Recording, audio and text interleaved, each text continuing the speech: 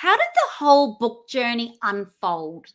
Well, I did have my ghostwriter, and I would love to shout her out 1,000%. Her name is Katie, and she is like just the best person in the world. Without her, this book actually would never have happened because I have it all in my head, but I just couldn't get it down on paper myself. So with her help, it's come to life. The start of last year, I just started talking about, I wonder how I can write a book and just get this book out to everyone, and then like talk about my entire experiences, and instead of constantly answering questions on social media.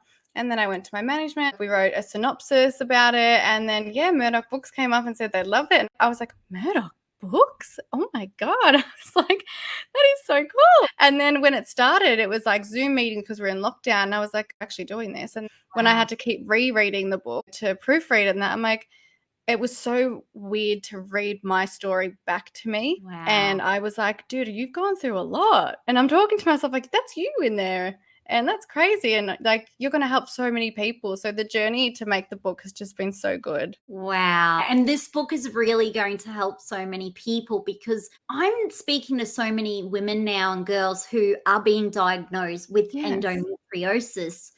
And there's not a real lot of books out there where you can kind of grab the book and then resonate and then learn from another sufferer or someone who's recovering, and you're empowering fellow sufferers to take charge of their own health and well-being no matter their age. Yes. We're really passionate about there are too many who are suffering in silence.